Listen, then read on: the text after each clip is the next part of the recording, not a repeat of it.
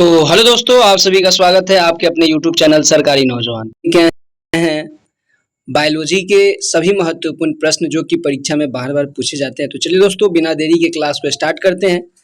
इस क्लास को हम लोग लंबा नहीं करेंगे क्योंकि इस क्लास में आप लोगों को मिलने वाली है 1000 से 2000 महत्वपूर्ण बायोलॉजी के प्रश्न। ठीक है दोस्तों, तो चलिए दोस्तों क्लास में बने रहिएगा और इसी क्लास में आप लोग याद भी कर लीजिएगा दोस्तों। 1 से 2 बार देखिएगा तो याद ही हो जाएगा। ठीक है दोस्तों, तो चलिए दोस्तों क्लास को स्टार्ट करते हैं। तो सबसे पहले हम लोग देखेंगे कि बायोलॉजी क्या है। बायोलॉजी क्या है, बायोलॉजी के सामान्य परिचय के बारे में हम लोग जान लेते हैं। तो विज्ञान की वह शाखा है जिसके अंतर्गत समस्त सजीवों अर्थात जीवधारियों का अध्ययन किया जाता है। क्या कहलाता है दोस्तों? तो बायोलॉजी कहलाता है। ठीक है, कि बोलता है कि जीव जीव मतलब कि विज्ञान की वह शाखा जिसके अंतर्गत समस्त सजीवों अर्थात जीवधारियों का अध्ययन किया जाता है कहलाता है जीव विज्ञान। चलिए अब प्रश्न को देख लेते हैं। तो प्रश्न है कि जीव विज्ञान शब्द का प्रयोग सर्वप्रथम किसने किया था? बताइएगा दोस्तों कि जीव विज्ञान बायोलॉजी शब्द का प्रयोग सर्वप्रथम किसने किया था? तो लैमार्क एवं ट्रीवेरस ने। कौन किया था? लैमार्क एवं ट्रीवेरस ने। कब किया था? तो 1801 में किया था। याद रखिएगा दोस्तों कि जीव विज्ञान शब्द का प्रयोग सर्वप्रथम लैमार्क एवं ट्रीवेरस ने किया था 1801 में। ठीक है, और कहता है कि जीव एवं जंतु विज्ञान का जनक कौन है? बताइएगा, जीव एवं जंतु विज्ञान का जनक कौन है? तो अरस्तु है। जीव एवं जंतु विज्ञान का जनक कौन है? अरस्तु है। देखिए दोस्तों, 1 से 2 बार देखिए वीडियो देख के आप लोग अपने मन में ही कहिएगा कि जीव विज्ञान और जंतु विज्ञान। रट्टा मारिएगा दोस्तों तो नहीं हो पाएगा, समझिएगा, इमेजिन कीजिएगा तभी जाके याद होगा। तो चलिए, कहता है कि जैव विकास को सर्वप्रथम समझाया था। किसने समझाया था? जैव विकास को सर्वप्रथम किसने समझाया था? तो लैमार्क ने। जैव विकास को सर्वप्रथम लैमार्क ने समझाया था। चिकित्सा शास्त्र का जनक कौन है? तो हिपोक्रेटस। चिकित्सा शास्त्र का जनक कौन है? हिपोक्रेटस। देखिए दोस्तों, 2 बार दोहराइएगा, याद हो जाएगा। ठीक, और अगला देख लेते हैं कि भारत में चिकित्सा के जनक किसे कहा जाता है? तो चरक में। भारत में चिकित्सा के जनक चरक। वनस्पति विज्ञान का जनक कौन है? तो थियोफ्रेटस। वनस्पति विज्ञान का जनक कौन है? थियोफ्रेटस। भारत में शल्य चिकित्सा के जनक कौन है? सुश्रुत। भारत में शल्य चिकित्सा के जनक कौन है? सुश्रुत। चलिए, आपका अगला प्रश्न है कि मानव का विकास इतिहास परंपराओं से संबंधित विषय कहलाता है। क्या कहलाता है? एंथ्रोपोलॉजी। एंथ्रोपोलॉजी मानव का विकास इतिहास परंपराओं से संबंधित विषय कहलाता है एंथ्रोपोलॉजी। अगला है कि हिस्टोरिया एनिमलिज्म पुस्तक है अरस्तु की। कौन सी पुस्तक? Historia animalism. ठीक, चलिए आपका अगला प्रश्न है कि हिस्टोरिया प्लेंटोरियम पुस्तक है थियोफ्रेटस की। थियोफ्रेटस। चलिए अब हम लोग देखते हैं कि जीवधारियों का वर्गीकरण। चलिए, इसमें बहुत ही अच्छा प्रश्न है कि जीवों के आधुनिक वर्गीकरण या वर्गीकी का पिता कहा जाता है किसे? तो कैलोरस लीनियस को। किसे कहा जाता है? कैरोलस लीनियस को। देखिए दोस्तों, ये आपको सब्जेक्टिव टाइप का वन लीनियर प्रश्न है। ठीक है दोस्तों, इसके बाद जो होने वाली है उसमें आपको इसी को पढ़ के उसमें आपको क्वेश्चन लगाना पड़ेगा। 4 ऑप्शन है उसमें, इसके अगले में 4 ऑप्शन है। ये खत्म होगा उसके बाद ही वो 4 ऑप्शन आ जाएगा। तो इसको अच्छे से पढ़िएगा तभी जाके उसको कर पाइएगा। ठीक है दोस्तों, तो इसको अच्छे से कीजिएगा कि आगे चल के आपको कोई दिक्कत ना हो। ठीक है, चलिए आपका अगला प्रश्न है कि जीवों के नामकरण के सिद्धांत द्विनाम पद्धति को प्रचलित किया किसने? कैरोलस लीनियस ने। कब? तो 1753 में। जीवों के नामकरण के द्विनाम पद्धति को प्रचलित किया कैरोलस लीनियस ने 1753 में।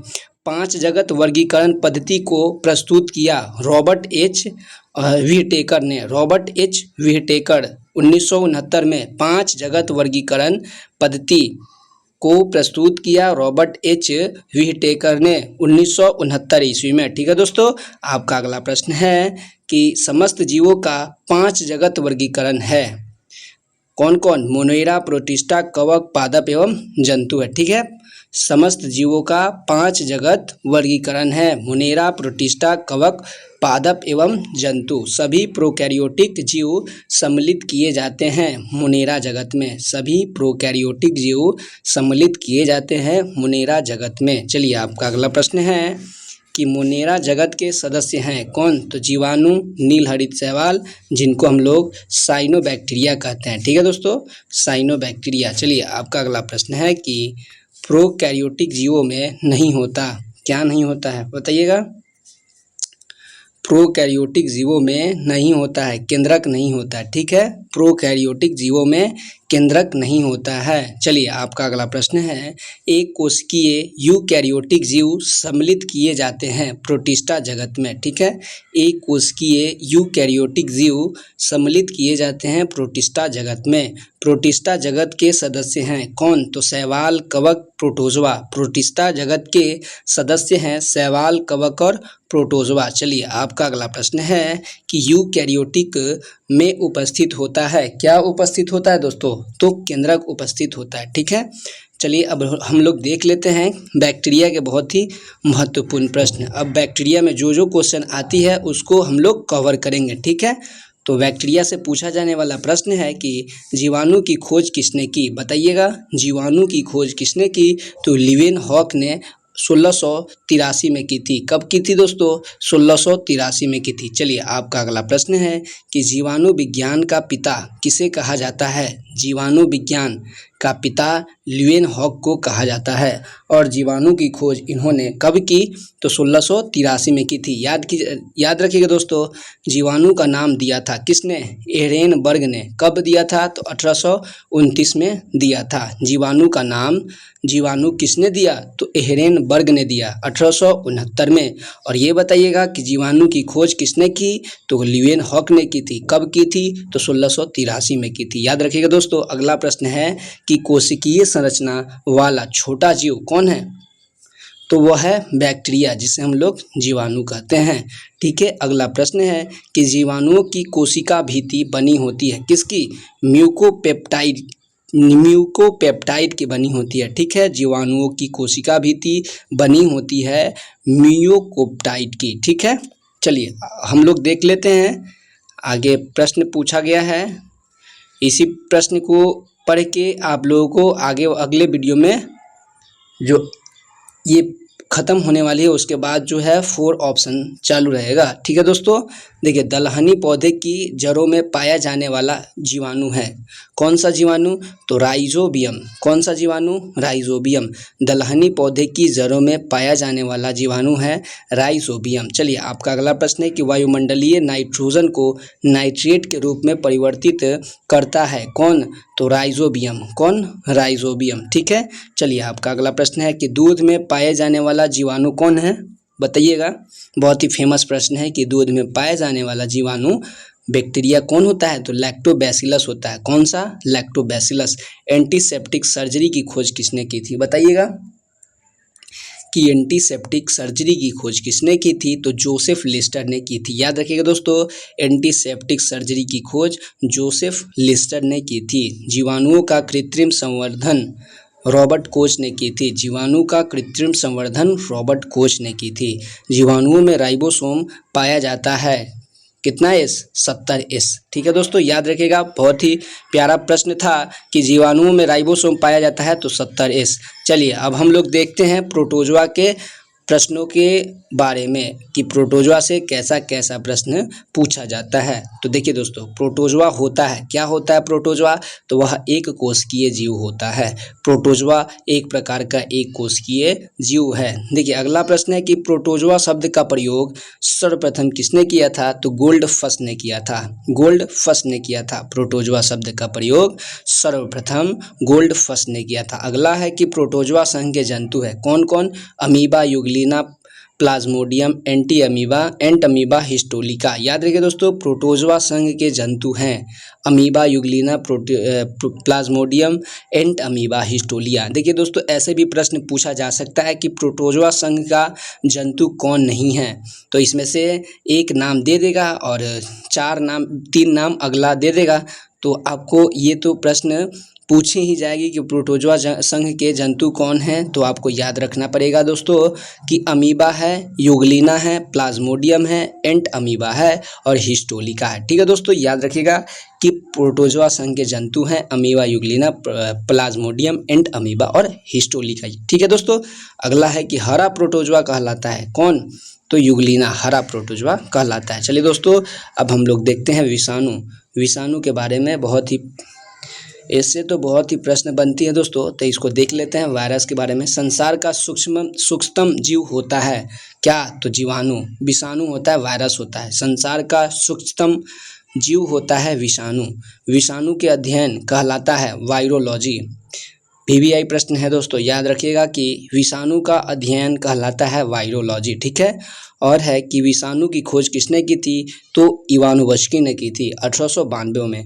विषाणु की खोज, वायरस की खोज इवानोव्स्की ने की थी 1892 में। चलिए, आपका अगला प्रश्न है कि साधारणतः सभी विषाणु बने होते हैं किसके, तो प्रोटीन तथा न्यूक्लिक अम्ल RNA के बने होते हैं। साधारणतः सभी विषाणु बने होते हैं प्रोटीन तथा न्यूक्लिक अम्ल RNA के। ठीक है दोस्तों, याद रखिएगा। विषाणु का आकार कितना के बीच होता है, तो 0.15 से 0.2 माइक्रोन के बीच होता है। ठीक है दोस्तों, चलिए आपका अगला प्रश्न है कि रासायनिक रूप से विषाणु होता है, तो न्यूक्लियोप्रोटीन होता है। चलिए आपका अगला प्रश्न है कि कोशिका विज्ञान से भी अच्छे प्रश्न बनते हैं। तो सबसे पहला ही प्रश्न है दोस्तों, VVI मार लीजिएगा कि जीवन की मूलभूत इकाई क्या है, तो कोशिका है। ठीक है दोस्तों, जीवन की मूलभूत इकाई क्या है, तो कोशिका है। कोशिका की खोज किसने की थी, ये भी VVI प्रश्न है दोस्तों। कोशिका की खोज किसने की थी, तो रॉबर्ट हुक ने की थी 1665 में। चलिए आपका दूसरा प्रश्न है कि जीवित कोशिका की खोज। सब इसमें तो जितने भी कोशिका से प्रश्न आएंगे वो सभी ही महत्वपूर्ण होंगे दोस्तों, तो इसको याद रखिएगा दोस्तों। इसमें जो भी क्लास आपको होने वाली है उससे तो प्रश्न पूछे ही जाते हैं कि कोशिका का अध्ययन क्या कहलाता है। बताइएगा दोस्तों, कोशिका का अध्ययन क्या कहलाता है, तो साइटोलॉजी। कोशिका सिद्धांत को प्रतिपादन किया था स्लाइडेन एवं स्वान ने। कब किया था, तो 1838 से 39 में किया था। याद रखिए दोस्तों, इससे जितने भी प्रश्न बन रही हैं उसको ही याद रखिएगा दोस्तों, और बाकी सभी याद रखिएगा, लेकिन इसमें ज़्यादा फोकस करिए। ठीक है, जीवधारियों की संरचनात्मक एवं क्रियात्मक इकाई है कोशिका। ये भी याद रखिएगा, कोशिका 2 प्रकार की होती है, प्रोकैरियोटिक एवं यूकैरियोटिक कोशिका। ठीक है, और भी है दोस्तों कि केंद्रक एवं केंद्रिका नहीं पाए जाते हैं प्रोकैरियोटिक कोशिकाओं में। केंद्रक एवं केंद्रिका किसमें नहीं पाए जाते हैं, तो प्रोकैरियोटिक कोशिकाओं में। केंद्रक एवं केंद्रिका उपस्थित होते हैं यूकैरियोटिक कोशिकाओं में। सबसे छोटी कोशिका होती है माइकोप्लाज्मा की। ठीक है दोस्तों, चलिए इससे तो प्रश्न हो चुकी है। अगला हम लोग देखते हैं, अभी तो और प्रश्न है इसमें। देखिए दोस्तों, इससे भी प्रश्न बनती है कि सबसे बड़ी कोशिका है शुतुरमुर्ग का अंडा। सबसे बड़ी कोशिका है शुतुरमुर्ग का अंडा। मानव शरीर की सबसे लंबी कोशिका है न्यूरॉन, तंत्रिका तंत्र जिसे हम लोग बोलते हैं। चलिए आपका अगला प्रश्न है कि मानव शरीर में पाई जाने वाली सबसे छोटी कोशिका है सेरिबेलम। सेरिबेलम की गेन्यूल सेल। चलिए आपका दूसरा है कि मानव शरीर में पाई जाने वाली सबसे बड़ी कोशिका है अंडाणु, जिसे हम लोग ओवम बोलते हैं। चलिए अगला है कि कोशिका की संरचना के बारे में हम लोग जान लेते हैं। तो कोशिका का भौतिक आधार है जीव द्रव्य। ठीक है दोस्तों, जीवन की भौतिक आधार है जीव द्रव्य की खोज डुजार्लिन ने की थी, और जीव द्रव्य का नामकरण पुरकिंजे ने 1839 में किए थे। अगला है कि जीवद्रव्य जीवन का भौतिक आधार है। किसका कथन है, हेक्सले का। अच्छा बात है दोस्तों कि जीवद्रव्य जीवन का भौतिक आधार है, किसका कथन है, हेक्सले का। ठीक है दोस्तों, जीवद्रव्य सिद्धांत दिया था सूलज ने। कौन दिया था दोस्तों, सूलज ने। पादप कोशिकाओं का बाहरी आवरण कहलाता है कोशिका भित्ति। याद रखिएगा दोस्तों, सभी बहुत ही महत्वपूर्ण प्रश्न हैं जो कि परीक्षा में आने की संभावनाएं हैं। ठीक है दोस्तों, तो कोशिका कोशिका भित्ति पाई जाती है केवल पादप कोशिकाओं में। कोशिका भित्ति बनी होती है सेल्यूलोज की। कोशिका झिल्ली पाई जाती है तो पादप एवं जंतु दोनों में। कोशिका को एक निश्चित आकार एवं कोशिकांगों को सुरक्षा प्रदान करती है कोशिका झिल्ली। याद रखिएगा दोस्तों, इससे जितने भी प्रश्न बन रही है उसको ज़रूर याद रहेगा। एक से दो बार वीडियो देख लीजिएगा दोस्तों, याद ही हो जाएगा। ठीक है दोस्तों, अगला है कि कोशिका झिल्ली बनी होती है लिपिड एवं प्रोटीन से। कोशिका झिल्ली लिपिड एवं प्रोटीन से बनी होती है। चलिए दोस्तों, अगला प्रश्न है कि माइटोकॉन्ड्रिया, जो कि बेहद ही अच्छा रोल निभाता है दोस्तों। ठीक है, जीव विज्ञान में सबसे महत्वपूर्ण होता है माइटोकॉन्ड्रिया। ठीक है दोस्तों, इसका होता है कि माइटोकॉन्ड्रिया की खोज अल्टमैन ने की थी। और माइटोकॉन्ड्रिया का नाम किसने दिया था? तो बेंडा ने। माइटोकॉन्ड्रिया नहीं होता है जीवाणु में। ठीक है दोस्तों, क्लास को हम लोग लंबा नहीं करेंगे, जितना जल्दी हो उतना जल्दी अच्छे से समझ के क्लास को देखिए। माइटोकॉन्ड्रिया में पाया जाने वाला द्रव्य कहलाता है मैट्रिक्स। कोशिका का पावर हाउस, देखिए दोस्तों, वीवीआई मारिएगा दोस्तों। कोशिका का पावर हाउस माइटोकॉन्ड्रिया को कहा जाता है। ठीक है दोस्तों, अगला है दोस्तों कि कोशिका का श्वसन केंद्र है माइटोकॉन्ड्रिया। और माइटोकॉन्ड्रिया में ऊर्जा किस रूप में संचित रहती है? एटीपी के रूप में। और ये बताइएगा दोस्तों, आपको कमेंट में बताना है कि एटीपी का फुल फॉर्म क्या होता है। ठीक है दोस्तों, एटीपी का फुल फॉर्म क्या होता है। और अगला है कि एटीपी का निर्माण माइटोकॉन्ड्रिया में होता है। और एटीपी इकाई होती है ऊर्जा की। और क्रेब्स चक्र होता है माइटोकॉन्ड्रिया में। और क्रेब्स चक्र की खोज हेंस क्रेब्स ने की थी। और माइटोकॉन्ड्रिया का दिल कहलाता है क्रिस्टी। ठीक है दोस्तों, चलिए आपका अब देख लेते हैं दोस्तों 4 ऑप्शन। अब हम लोग लगाएंगे। अब हम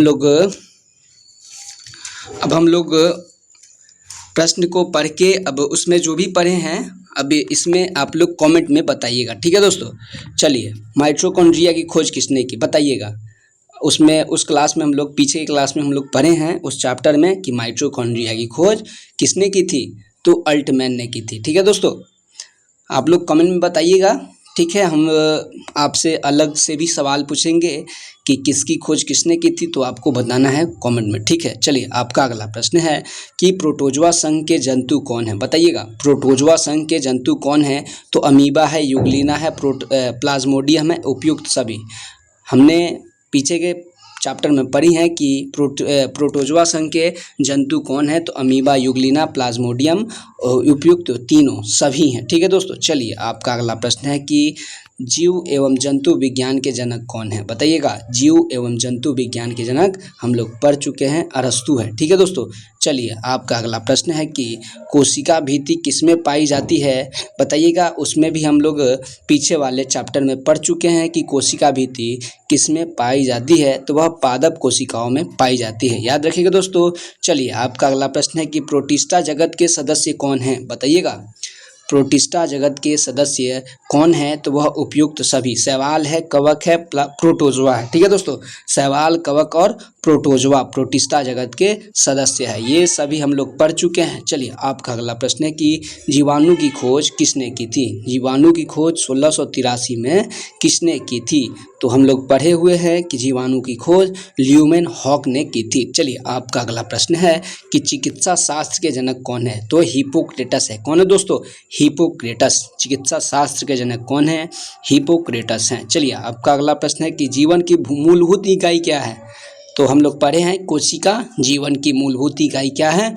तो कोशिका है। चलिए आपका अगला प्रश्न है कि संसार का सबसे सूक्ष्म जीव है बताइएगा। वायरस है, बैक्टीरिया है, यीस्ट है या फिर प्रोटोजोआ है बताइएगा। कौन है? तो वायरस है। संसार का सबसे सूक्ष्म जीव वायरस है। ठीक है दोस्तों, चलिए आपका अगला प्रश्न है कि यूकैरियोटिक सेल में प्लाज्मा झिल्ली किसकी बनी होती है बताइएगा।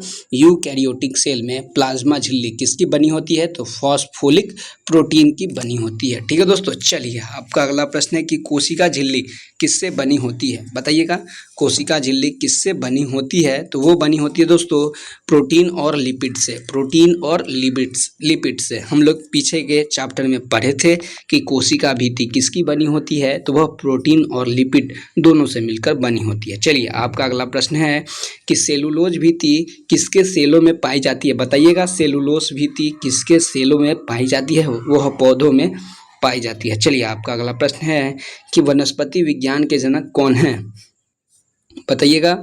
वनस्पति विज्ञान के जनक कौन है? तो वो हो जाएगा थ्रियोफ्रेटस। कौन है दोस्तों? थ्रियोफ्रेटस। वनस्पति विज्ञान के जनक थ्रियोफ्रेटस है। चलिए आपका अगला प्रश्न है कि कोशिका का श्वसन केंद्र है कौन है दोस्तों? तो कोशिका का श्वसन केंद्र माइटोकॉन्ड्रिया है। पीछे के चैप्टर में हम लोग पढ़ चुके हैं। कोशिका का अध्ययन क्या कहलाता है? बताइएगा दोस्तों। कोशिका का अध्ययन क्या कहलाता है?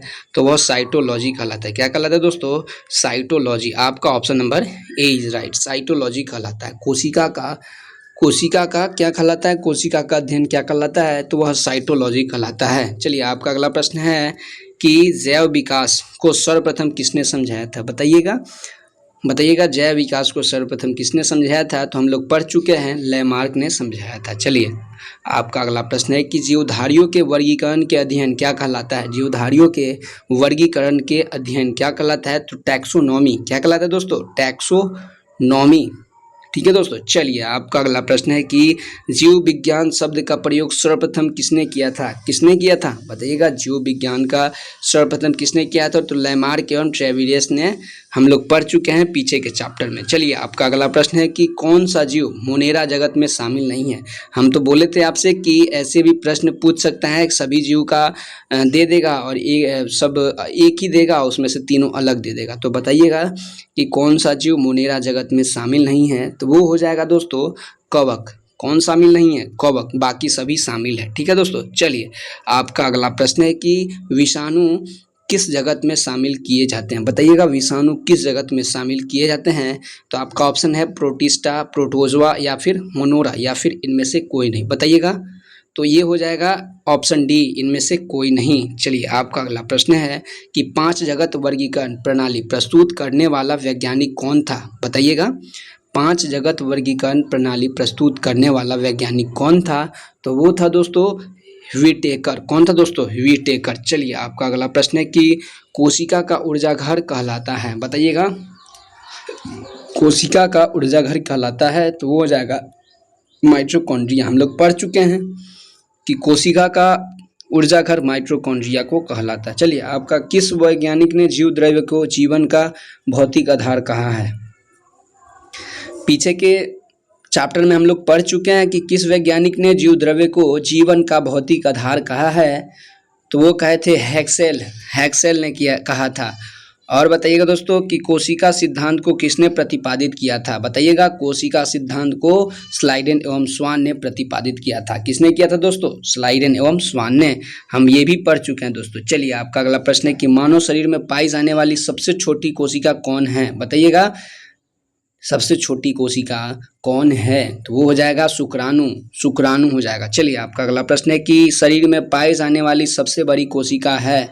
तंत्रिका तंत्र। हम लोग पढ़ चुके हैं दोस्तों। तंत्रिका कौन है दोस्तों? शरीर में पाई जाने वाली सबसे बड़ी कोशिका तो अंडाणु है। कौन है सबसे बड़ी कोशिका? तो अंडाणु। आपका option number A is right.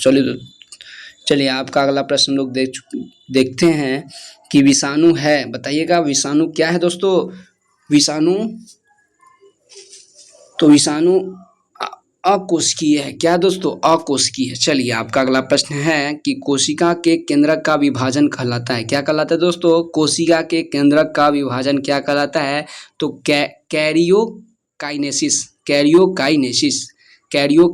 कहलाता है कोशिका के केंद्रक का विभाजन। चलिए आपका अगला प्रश्न है कि कोशिका के अंदर कौन सा अंग प्रोकैरियोटिक कोशिका की तरह व्यवहार करता है? बताइएगा। कोशिका के अंदर कौन सा अंग प्रोकैरियोटिक कोशिका की तरह व्यवहार करता है? तो वह है माइटोकॉन्ड्रिया। कौन?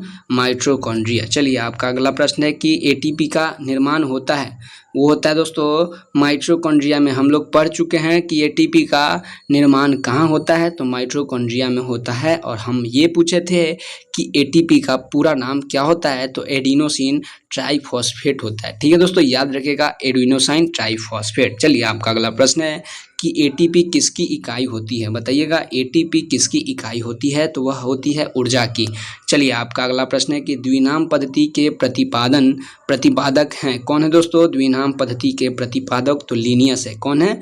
लीनियस है। चलिए आपका अगला प्रश्न है कि जीवाणुओं में कौन सा राइबोसोम पाया जाता है? तो 70S पाया जाता है। हम लोग पढ़ चुके हैं दोस्तों कि जीवाणुओं में 70S राइबोसोम पाया जाता है। ठीक है। चलिए आपका अगला प्रश्न है कि एंटीसेप्टिक सर्जरी की खोज किसने की थी? ये भी पढ़ चुके हैं दोस्तों। तो ये है जोसेफ लिस्टर। कौन है? Joseph Lister. देखिए दोस्तों एक बार में ही याद रखेगा, बहुत ही वो करेगा। तो चलिए जीवाणुओं का कृत्रिम संवर्धन किसने किया था? बताइएगा।